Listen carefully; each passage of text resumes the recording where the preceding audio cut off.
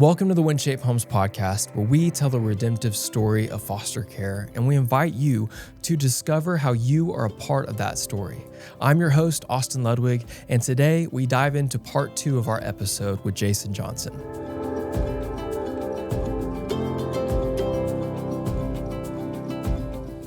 So I'm curious specifically for Care for Vulnerable. There is a readiness reality, though, that I think even as leaders and as pastors even engaged to call people into this space, that there's a readiness. There's a where are you kind of in your spiritual walk? Where are you faithfully? Anything that you would say, like even to invest in, if you were talking to a pastor and they're about to mobilize their church into the work of Care for Vulnerable and call people into this space, what are some things that you would, maybe advise them in or encourage them in to make sure that their congregation is strengthened to step into this space? Yeah, not unaware and vulnerable themselves necessarily to I would say a couple of things. You probably aren't going to have to start anything new, and that's a big deal because some of the hesitation is our plate's already so full. Can't imagine adding more.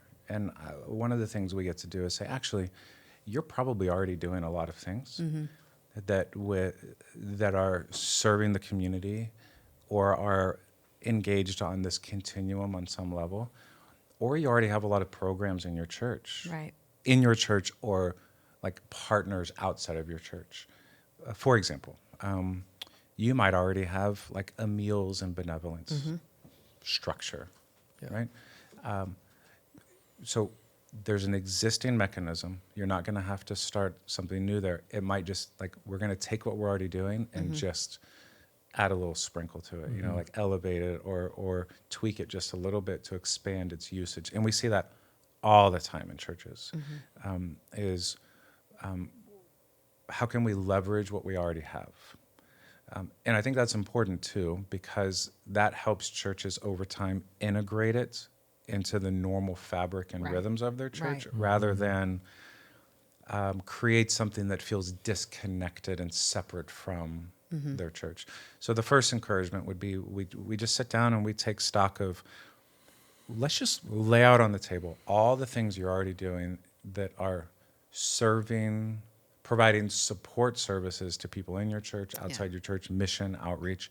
And then let's just look at, and again, going back to 99% of the time, the issue is not, you're not doing enough, church. It's look at all that you're doing. Let's just be more strategic about it. So I'd say first thing is you probably already have a lot of the things you need. Second is if you don't, somebody does. And you're not going to have to recreate it. There are incredible organizations, resources, partners out there who stand ready. Like I even know enough about your team to know that you want to serve churches that you work with extremely well. And one of the ways that you do that is by making sure that they're connected to the right resources and people to help them do what they need to do best, even if it's not you guys. That's right. Because you don't also have to reinvent the wheel, right? If there's incredible resource out there on how do we wrap around and support families well, we don't need to reinvent that. So you likely already have a lot of things that you can leverage without starting anything new. And if you don't, somebody does. Right.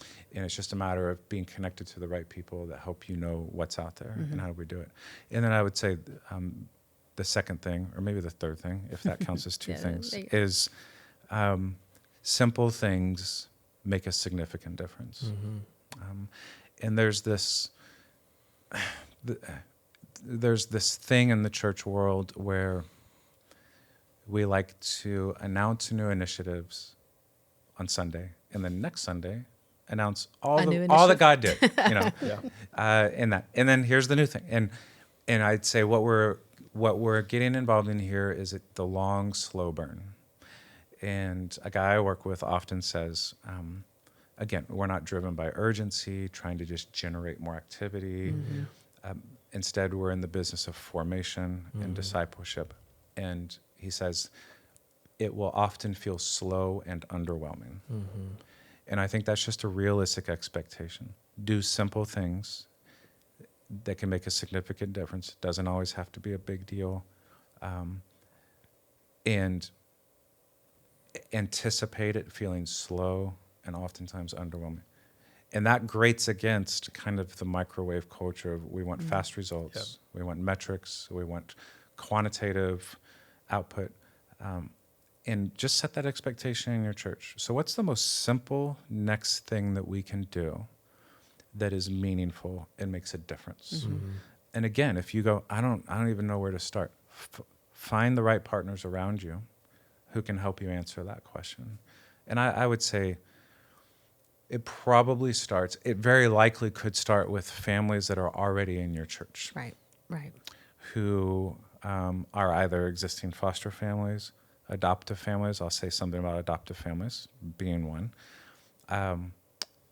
Here's the dynamic with adoptive families in your church, pastor, if you're listening. And you look at them and go, their adoption's done. They don't need any support. No. Their adoption's never done. Right. It's never done. The process of adoption is done. And most people will track with you during the process of adoption. And then the adoption's finalized. And in their minds, and this isn't an indictment on them, because it makes sense. In their minds, the adoption's over. Right. In the family's world, it just began and it never ends. And there's a lot of adoptive families in our churches silently suffering. And they don't have anywhere to share what's really going on because for so long they were heralded as the amazing family that's adopting. And they want to protect the story of their kid and they want to protect the dynamics of their family.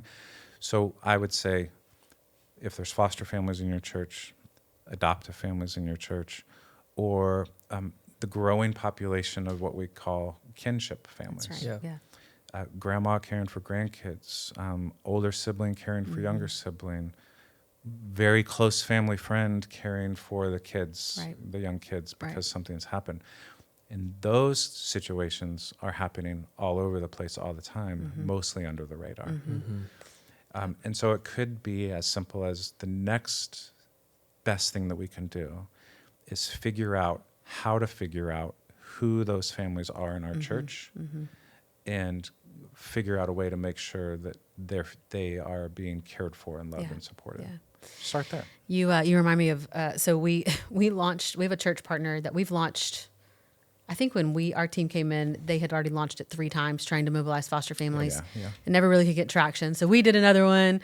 And it was interesting.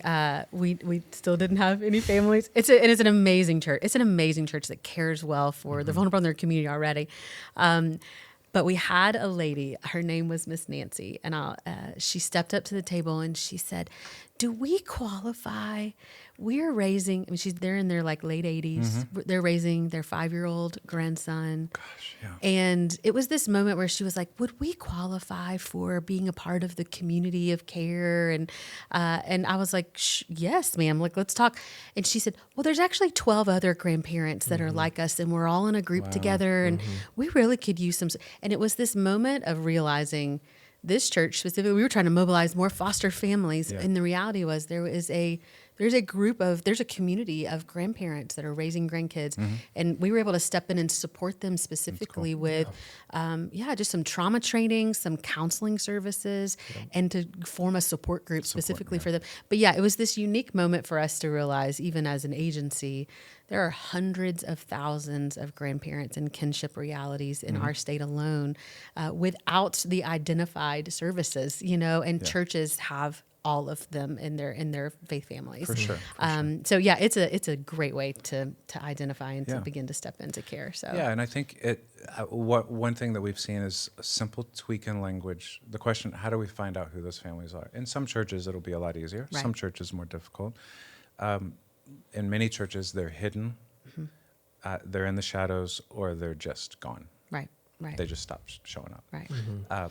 But they're not walking into church with a neon sign on their forehead that says, "Hey, everybody, we're a foster family," or "Hey, everybody, I'm caring for my grandkids." And so how do we find out who they are? Sometimes it's a simple change of language of, instead of, "Hey, if you're a foster adoptive family, we know who you are," it could be, "Hey, if you are a family in our church that is currently caring for a child that is not biologically yours," maybe it's a foster situation or an adoptive situation. Maybe you're caring for the children of family members or the children of close friends who are going through a hard time. And now we've just been very clear to that lady. Yep. Do we qualify? Yeah. She can identify. She doesn't even have herself. to ask that anymore. That's right. Do we Yeah. qualify? That question's been answered. So going back, simple things can make a significant difference, and they can act as very simple opportunities for people to get a little bit closer. And I'm convinced people want to feel like I'm in my busy life. If I'm going to give up my time and my energy and my resources to do something, I want to know that it's actually meaningful. And simple thing with clarity, working with the right partner, saying, what's the most pressing need? It's like, what are simple but significantly meaningful things that we can do? And then being able to turn to our people and say, here's some simple things that we can do, and here's the significance and the meaning behind it. Here's what, and it might be, we're going to drop off a crib to grandma, but helping people to see it's on one hand, we're meeting a very real need, and that's very, very important. On the other hand, it's also a Trojan horse into something bigger and better. Like, you're not, I like to get on like a soapbox sometimes. There's several soapboxes. One of my soapboxes is anytime I hear anyone referring to what they're doing, not just in this space, but just in general in the kingdom of God, anytime I hear anyone refer to what they're doing as just or only, well, I'm just bringing a crib to grandma. No, you're not just. You're bringing a crib to a grandma, but above that, you are participating in something of eternal consequence. Kingdom advance. That's right. Yeah. Like, there's always something better. Well, we've only adopted one, and there's families in our church that have like a whole fleet of 15 passenger vans, right? Because they adopted all of them, and you go, no, you didn't only adopt one. You have significantly and literally altered the generational and eternal trajectory of that kid and the future families of that kid forever. There's no just or only on that. And I think it's important that we're always reminding people or helping people see not only the thing right in front of them that they're doing, but the bigger thing that what they're doing is participating in. And we have to constantly do that, because the deeper we get into the thing that's right in front of me, the more I get my head in the sand and the thing that's right in front of me, and I miss the forest for the tree that I'm trying to deal with in front of me. And it's just so important that we lift people's eyes up and say, hey, don't forget, as you're fostering or as you're adopting or as you're supporting families or as you're crossing the street to love your neighbor, this is what you're doing. And if we don't regularly remind people to lift their heads and look, eventually the thing right in front of them gets so exhausting, and you start to wonder, am I really making a difference on this thing right in front of me? It doesn't feel like it. I'm done. I'm done. So that's what I would say to pastors is, you got a lot. You have far more than you realize. That's right. Don't feel the pressure to start a lot. Also, don't use that as a scapegoat as to why you're not going to do anything. Well, we're just really busy. You know? There's a lot of great people and resources around you that you need to know. And start simple. Start simple and remind your people of what it is that they're doing. And then I think all of this is kind of wrapped up in what we've talked about a little bit already. Pastor, you're not in the business of recruitment and activism. You're in the business of formation. And this is, we are in the business of discipleship, and the opportunities that we put in front of our people to engage in the things of God are really runways upon which our people can live out their discipleship. And then going back to what you said, that it's as they are meeting needs and serving and getting engaged in hard places, it becomes an avenue which then doubles back on them as discipleship. And so even for organizations, if you're an organizational leader, and I think you've been around some of these conversations we've had, like even as a nonprofit, the programs that you offer are not products to be sold to the church. That's right. They are pathways that you're providing for the church so that the people of God can live out their discipleship. That's right. Yeah.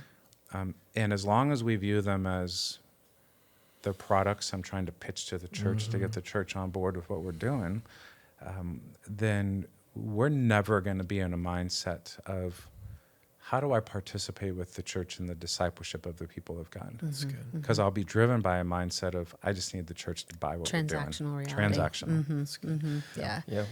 Yeah, we always say, well, our leading philosophy, the church is the agent in which God's accomplishing his mission. Yeah. And so our role as org is to love the church, is to nurture, is to be an expert in this specifically of foster care. We know we are an agency. Yep. We know, but our posture towards the church is to lavishly invest in her, is to pour our resources into her to strengthen the body so that they can do the work of ministry, right? And that's an important posture for us as Winshape Homes specifically. Absolutely. And you guys do that so well. And I kind of think of it as, could I learn how to change my own oil? Yeah, probably. Right, yeah. Am I perfectly okay with not and just letting the experts just pulling into the station and you guys do whatever it is you guys do and you be the expert here? Perfectly okay with that. And I think the dynamic is as a church and the church to nonprofit relationship is here's your job. Here's our job as the church. We shepherd people, discipleship, formation, care. We want experts around us in particular lanes that help us help our people live out that That's right. discipleship Yeah. and That's make a right. meaningful impact in the world. That's right. Is it the expectation that the church understands and knows all the ins and outs of foster care at an expert level the way that the agency does? No. We can be the kind guide there for you, yeah. We're the guide. And there's going to be times that we show you things that you might not even fully understand what they are. Like every time the guy changes my oil and then comes and shows me the dipstick and he's like, look, it's clear, clean. I have no idea what I'm looking exactly. at. Right? I just nod yeah, great job. Thanks, yeah. No idea. Yeah. Right. What he just did. And that's okay. We're here to help. And and the more that the church trusts the organization, and there's mutually beneficial relationship there, the more you can show me things that I don't fully understand, but that's okay because I trust you. Yeah. That's right, yeah. And I'm willing to follow you. Right, Yeah. right. Yeah. Because then the reciprocal is, as an agency, we are prayerfully asking God to mobilize His people to step in specifically to foster. That's our great hope. We need foster families. Yeah. But we want healthy families. We need faithful believers to step in. And that is where we love pastors and churches because they're growing in their faith there, and the soil is being made ready. And we're receiving joy from that participation when we have a family or an individual that steps in that's ready, as ready as possible, but who's been formed as a disciple and who has a good gospel lens towards even why they're stepping into this. So we benefit just as much, for the investment of the church in those people. Absolutely. Yeah. And that's why I say we are participating together with the church in the discipleship of the people. And will a family ever fully be ready? No. I like to say, you're ready when just enough, to move forward, To say but yes. a little too much, that it terrifies you a little bit, But I know just enough to know I can't not do anything about it. And you're never fully. It's like getting married, or it's like doing anything. We learn as we go.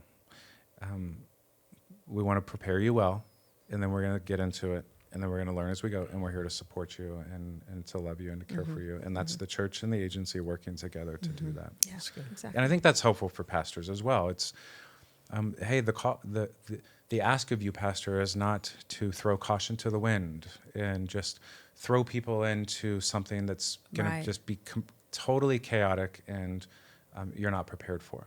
And I actually find that with a lot of pastors, it's not they're against it. It's, I don't fully understand it. I don't really fully know how to talk about it.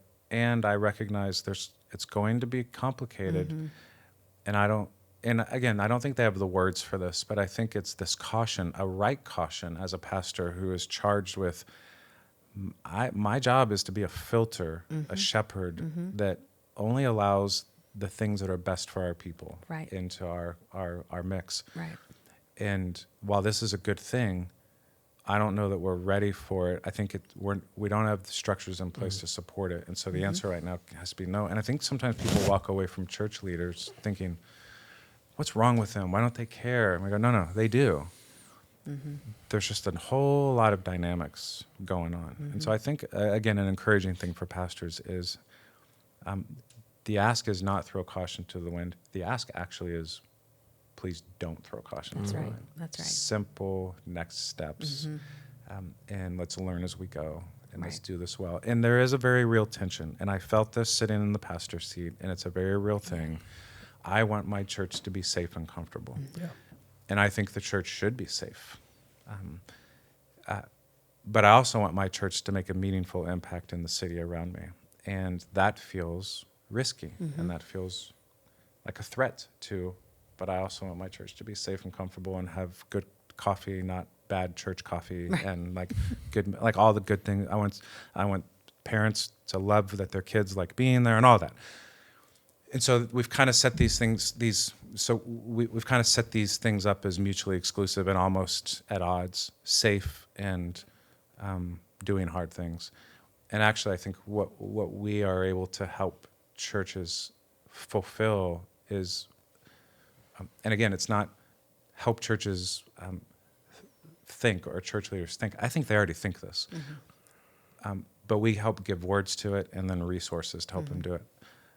I want my church to be a safe place to do hard things and a safe place for people who are experiencing hard things.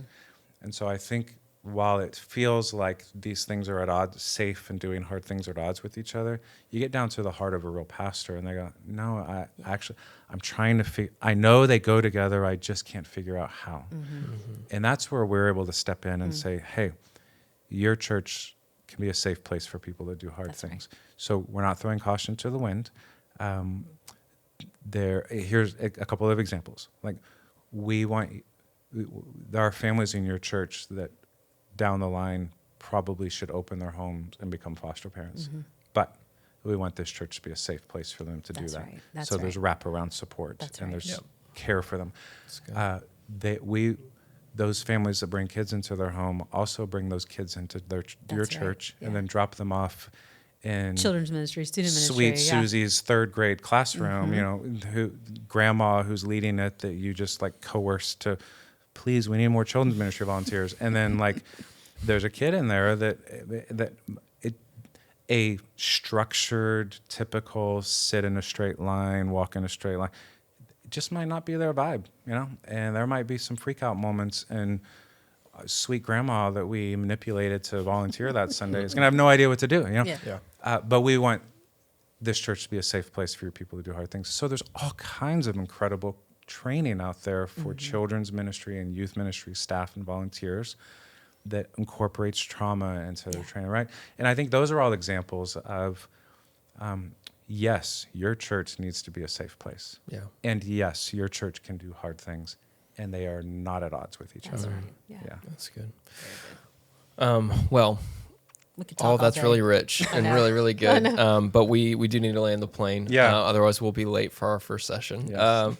But I think that is going to be, I'm just thinking about some of our leaders, some of our pastors. They're just names coming to mind. I had lunch with a pastor this week, and not even one of our church partners, just a friend, and the discussion of foster care, and they're just dipping their toe in the water. And there's a lot of that, this could be messy. This could really shift a lot of things in our church. It's a growing, healthy, a church that's growing quickly and doing great things. And they're like, what if foster care is the thing that screws it all up, Yeah, you know? yeah. And it was one of those and so I'm just thinking about that pastor right now. I'm just Mm-hmm. like, yeah, this is something that I think he needs to hear, just even that recent conversation. So super excited just about how this is going to bless people. And we know that hopefully it won't be the last as well.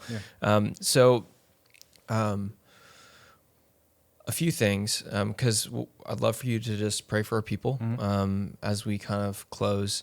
But I want to say before you do that, because we'll have a clean close after that, that Jason has some incredible resources, incredible books, teachings, all the things. He's an incredible communicator, speaker, preacher. And so we just want to encourage everybody to go check out all of that. And I want to ask you, what is the best way that they can do that? Yeah. So within CAFO, I get to lead an initiative called the Pure Religion Project. And so you can go to purereligionproject.org or cafo.org/purereligion and find a lot of stuff there. You can go to jasonjohnsonblog.com. That was set up back in the days when like people had blogs. And now every time I say that URL, a small part of me dies on the inside. I just cringe, but it is what it is. And it was started years and years ago. And there's some writings about our own personal journey and some books and resources on there as well. Yeah, and we'll try to make sure that wherever we publish this, put it in the show notes, make it easy for people as well. Well, thank you. We're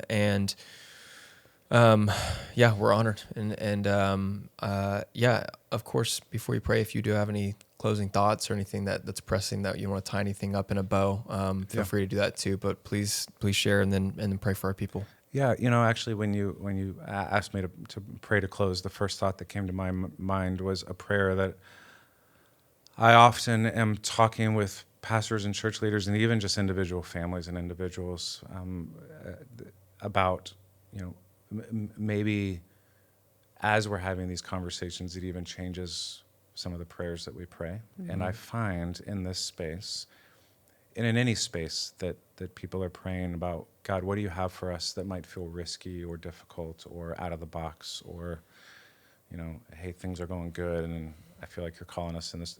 Could this be the thing that destroys it all? Actually, it probably will be the thing that makes it all so much better. Yeah. But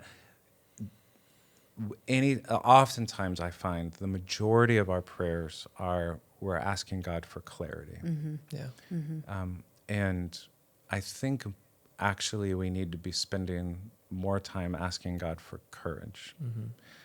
Mm-hmm. I think if we were honest, God has already been clear in a lot of ways. Yeah. And so to soften some of the angst that I can bring into that, like that I can pound people with, is to say, in a very practical way, this is how it makes sense to me. If I told my girls, clean your room, and they came back to me and said, hey, we memorized what you said, clean your room, but we just need a little more clarity. What do you want us to do? And I say, am I being punked here? Like, which they wouldn't even know what that means. Like, they weren't even alive when Ashton Kutcher was punking people. But, what's going on here? This is weird. I'd say, I want you to clean your room. They're like, great, got it. And then a week later they come back and I say, hey, have you cleaned your room? No, we were just still unclear. So we started a small group study, where we study about conceptually, what would it look like if we did it? And we're just a little unclear. What do you want us to do? It's like, something's really off here. I want you to clean your room. They come back a week later. They still haven't done it, but they've gone to a conference about the cleaning your room conference. Theoretically, what would it look like if we cleaned our room? We're so excited. They come back and say, we're still not clear. At some point, as a dad, I say, I'm not talking about this anymore. Mm-hmm, mm-hmm. Stop asking me for clarity. I've been clear. Conversation's over. Mm-hmm. It's time for you to just do it. And I don't know. I could be wrong. And one day I'll get into heaven and I'll want to ask God this, but I think by the time you get into heaven, you'll be like, it doesn't matter anymore. I don't care anymore. All these questions we have, although I am going to still want to ask, it will still matter why mosquitoes. I'm South Texas, God, why? And he's like, dude, you're in heaven now. It doesn't even matter. No, it still matters. I need to know, But I like to think, and again, I could be wrong, but I like to think that there are occasions in which God is where he is, and his people are asking for clarity, and he's going, I stopped talking about this a long time ago. Yeah. Conversation's over. It's time for you to just do it. And so I just think that there's a lot of people that need to stop asking for clarity, and they need to start asking for courage to do the thing that they know God's made clear. Yeah. That's good. So I'm going to pray for church leaders and families and anybody listening to this who might be mad at me now for sharing that. Like, why'd you have to say that? You know, that's the one thing I didn't want anybody to say. Oh, that's but good. Thank I'm going to pray along those lines. So, Father, we do thank you that we get the privilege of living the absolute best life, which is life with you and participating with you in the renewal of all things and in the fulfillment of your kingdom come on earth as it is in heaven. That we get to be a part of that is just outrageously awesome. And so what a joy it is that we get to do that. I ask that you would give us, yes, the clarity that we need on how to do that well in the ways that you have uniquely designed and wired us to do as individuals, as families, and even uniquely designed and resourced our churches to do that, because that all won't look the same. So I do ask that you'd give us clarity by your Spirit, and then very quickly after that, I ask that you would give us the courage to do that which you have made clear, and that your Spirit would embolden us, would drive us, would sustain us, and take us into places that we otherwise would have never, ever gone on our own. But they're places where, as we've talked about, we find you in rich and deep and meaningful ways that we otherwise would have completely missed out on. And so we ask for a movement of your Spirit and just an abundance of courage for the people of God to do that which you have made clear. And that it would double back on them as just this unbelievable joy that they get to live this kind of life, because the best life is life with God. And it's to that end that we pray. Amen. Amen. Thank you so much for watching today's episode. If you want to stay connected and you enjoy these conversations, be sure to subscribe, share with a friend, and join the conversation by leaving a comment below. We'll see you next time.